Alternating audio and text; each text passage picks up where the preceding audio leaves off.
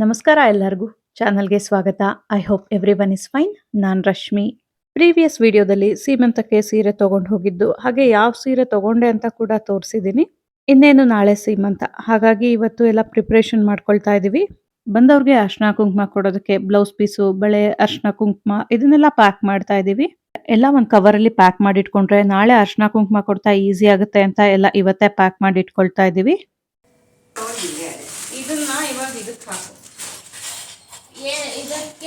ಒಂದು blouse piece, ಬಳೆ, ಒಂದು ಕುಚ್ಚ, ಇದು ಒಂದು ಬ್ಲೌಸ್ ಪೀಸು, ಒಂದು ಅರ್ಶಿನ ಕುಂಕುಮ, ಬಳೆದೊಂದು ಅಡಿಕೆ ಒಂದ್ ದಾರ ಕೊಡೋ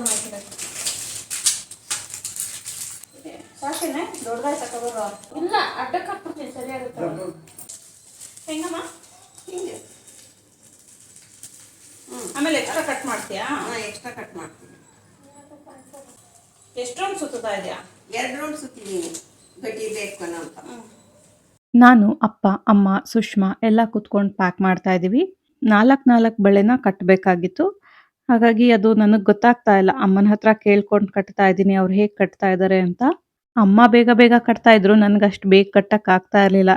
ನಮ್ಮನೇಲಿ ತುಂಬ ಶಾಸ್ತ್ರೋಕ್ತವಾಗಿ ಸೀಮಂತ ಮಾಡೋ ಪದ್ಧತಿ ಏನಿಲ್ಲ.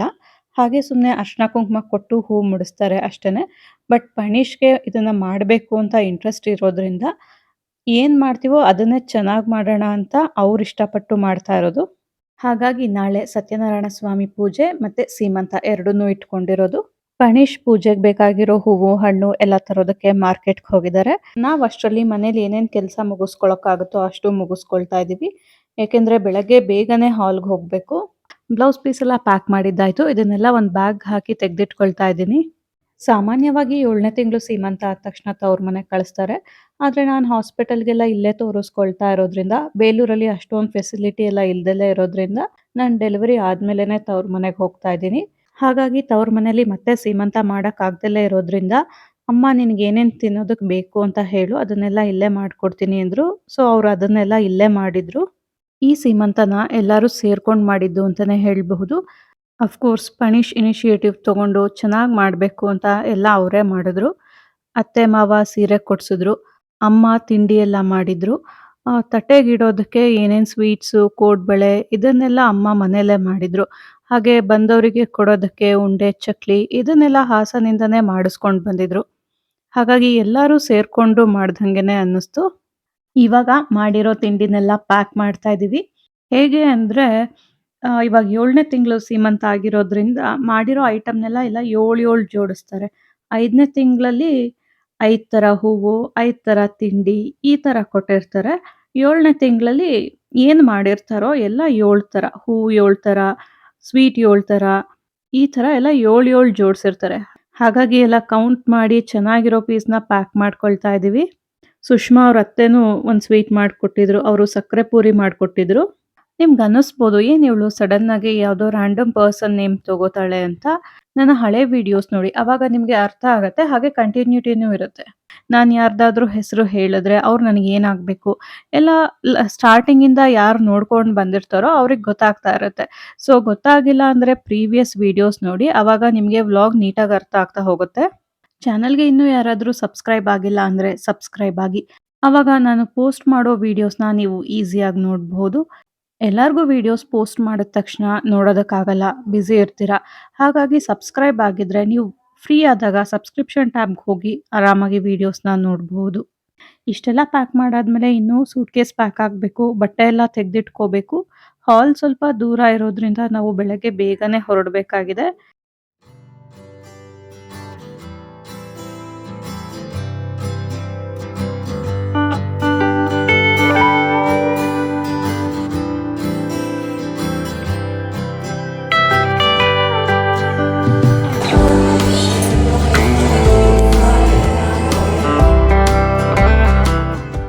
ಇದು ನೆಕ್ಸ್ಟ್ ಡೇ ಅಂದರೆ ಸೀಮಂತದ ದಿನ.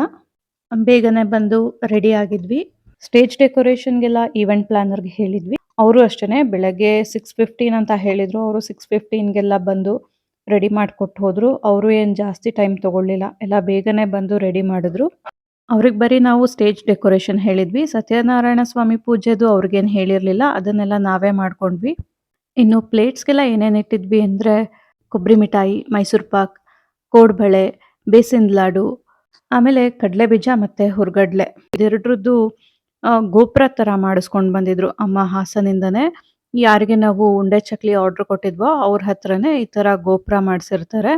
ಆಮೇಲೆ ಹಣ್ಣುಗಳು, ಪುರಿ ಉಂಡೆ, ಹೂವು, ವೀಳ್ಯದೆಲೆ ಇದನ್ನೆಲ್ಲ ಇಟ್ಟಿದ್ರು.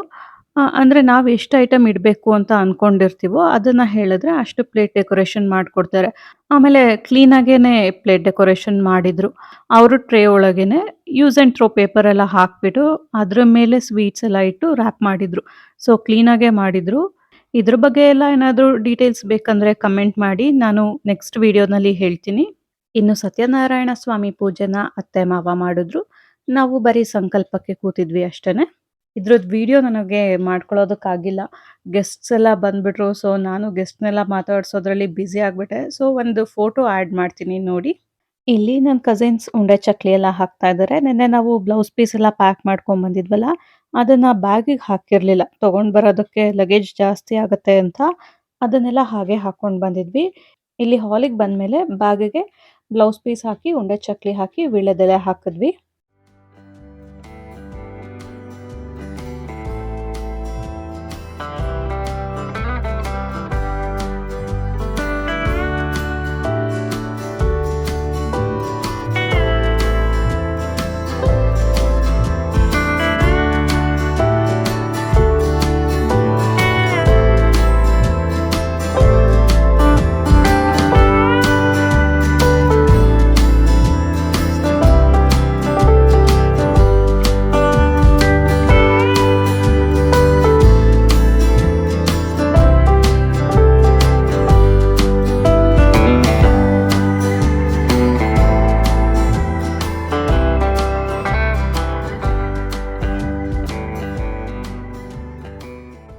ಅತ್ತೆ ಹೂ ಮುಡಿಸ್ತಾ ಇದ್ದಾರೆ.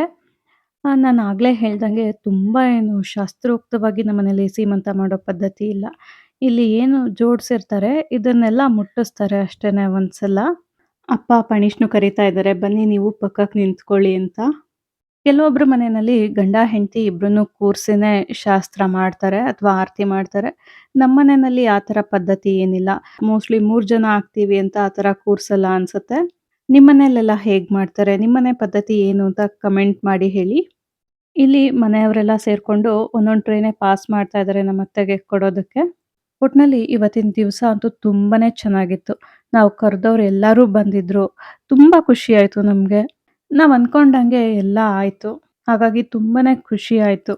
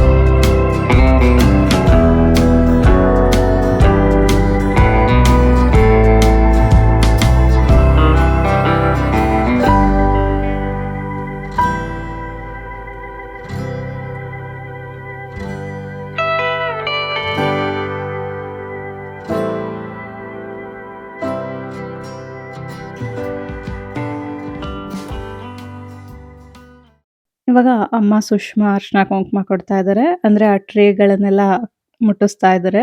ಇದಾದ್ಮೇಲೆ ಬಂದವರೆಲ್ಲ ಅರ್ಶಿನ ಕುಂಕುಮ ಕೊಟ್ರು. ನಾನು ಅದನ್ನೆಲ್ಲ ಕಂಪ್ಲೀಟಾಗಿ ಹಾಕಿರೋದಿಲ್ಲ ಬಿಕಾಸ್ ವಿಡಿಯೋ ಲೆಂತ್ ತುಂಬಾ ಜಾಸ್ತಿ ಆಗತ್ತೆ. ಕೆಲವೊಂದು ಫೋಟೋಸ್‌ನ ಆಡ್ ಮಾಡಿರ್ತೀನಿ ಹಾಗೇನೆ. ಪಣೀಶ್ ಸಾಮಾನ್ಯವಾಗಿ ಯಾವತ್ತೂ ಫೋಟೋಗೆಲ್ಲ ಬರೋದಿಲ್ಲ. ಅಂದ್ರೆ ಸುಮ್ನೆ ನಿಂತ್ಕೊಳ್ಳಿ ಅಂದ್ರೆ ನಿಂತ್ಕೊಳ್ತಾರೆ. ಹೀಗ್ ಪೋಸ್ ಕೊಡಿ, ಹಾಗ್ ಪೋಸ್ ಕೊಡಿ ಅಂದ್ರೆ ಅದಕ್ಕೆಲ್ಲ ಅವ್ರಿಗೆ ಅಷ್ಟೊಂದು ಇಂಟ್ರೆಸ್ಟ್ ಇಲ್ಲ. ಬಟ್ ಇವತ್ತು ಮಾತ್ರ ನಿಜವಾಗ್ಲೂ ಫೋಟೋಗ್ರಾಫರ್ ಹೇಗೆ ಹೇಳ್ತಾ ಇದ್ದಾರೋ ಹಾಗೆಲ್ಲ ನಿಂತ್ಕೊಳ್ತಾ ಇದ್ರು. ನನಗಂತೂ ಆಶ್ಚರ್ಯನೇ ಆಗ್ತಾ ಇತ್ತು. ಆ ಫೋಟೋಸ್‌ನೆಲ್ಲ ನಾನು ಲಾಸ್ಟಲ್ಲೇ ಆಡ್ ಮಾಡಿರ್ತೀನಿ. ಇನ್ನೊಂದು ಜೆಂಡರ್‌ನ ಗೆಸ್ ಮಾಡೋ ಒಂದು ಬೋರ್ಡ್ ಕೂಡ ಇಟ್ಟಿದ್ರು. ಅಂದ್ರೆ ನಮ್ಗೆ ಯಾವ ಮಗು ಇಷ್ಟ ಅನ್ನೋದನ್ನಾದ್ರೂ ಮಾರ್ಕ್ ಮಾಡಬಹುದು. ಇಲ್ಲ ಅಂದ್ರೆ ಯಾವ ಮಗು ಆಗಬಹುದು ಅಂತ ಗೆಸ್ ಮಾಡಾದ್ರೂನು ಬರಿಬಹುದು. ಇದೆಲ್ಲ ತುಂಬಾ ಚಿಕ್ಕ ವಿಷಯನೇ ಆದ್ರೂನು ಲೈಫ್ ಲಾಂಗ್ ಚೆರಿಷ್ ಮಾಡೋವಂಥದ್ದು.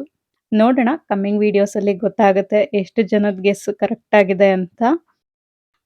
ನಾನು ಪಣೀಶ್ ಇಬ್ರುನು ಬೇರೆ ಬೇರೆ ಜೆಂಡರ್‌ನ ಮಾರ್ಕ್ ಮಾಡಿದೀವಿ. ಇಷ್ಟ್ ಹೇಳ್ತಾ ಈ ವಿಡಿಯೋನ ಇಲ್ಲಿಗೆ ಮುಗಿಸ್ತಾ ಇದ್ದೀನಿ. ನೀವ್ ಯಾವ ಮಗು ಆಗಬಹುದು ಅಂತ ಗೆಸ್ ಮಾಡ್ತಾ ಇದ್ದೀರಾ? ಗರ್ಲ್ ಬೇಬಿ ಅಂತ ಗೆಸ್ ಮಾಡಿದ್ರೆ ಪಿಂಕ್ ಹಾರ್ಟ್ ಕಮೆಂಟ್ ಮಾಡಿ. ಬಾಯ್ ಬೇಬಿ ಅಂತ ಗೆಸ್ ಮಾಡಿದ್ರೆ ಬ್ಲೂ ಹಾರ್ಟ್ ಕಮೆಂಟ್ ಮಾಡಿ. ಈ ಚಾನಲಲ್ಲಿ ಬರ್ತಾ ಇರೋ ಕಾಂಟೆಂಟ್ ನಿಮಗೆ ರಿಲೇಟ್ ಆಗ್ತಾ ಇದೆ ಅನ್ಸಿದ್ರೆ, ಅಂದ್ರೆ ಇದೇ ಟಾಪಿಕ್ ಅಂತ ಅಲ್ಲ, ನನ್ನ ಚಾನಲಲ್ಲಿ ಬೇರೆ ಬೇರೆ ವಿಡಿಯೋಸ್ ಕೂಡ ಇದೆ. ಅದನ್ನು ನೋಡಿ ರಿಲೇಟ್ ಆಗ್ತಾ ಇದೆ ಅಂದ್ರೆ ಚಾನಲ್ಗೆ ಸಬ್ಸ್ಕ್ರೈಬ್ ಆಗಿ. ವಿಡಿಯೋ ಇಷ್ಟ ಆಗಿದ್ರೆ ವಿಡಿಯೋನ ಲೈಕ್ ಮಾಡಿ. ಮುಂದೆ ಮತ್ತೊಂದು ವಿಡಿಯೋ ಜೊತೆಗೆ ಸಿಗ್ತೀನಿ. Till then take care. ಬಾಯ್.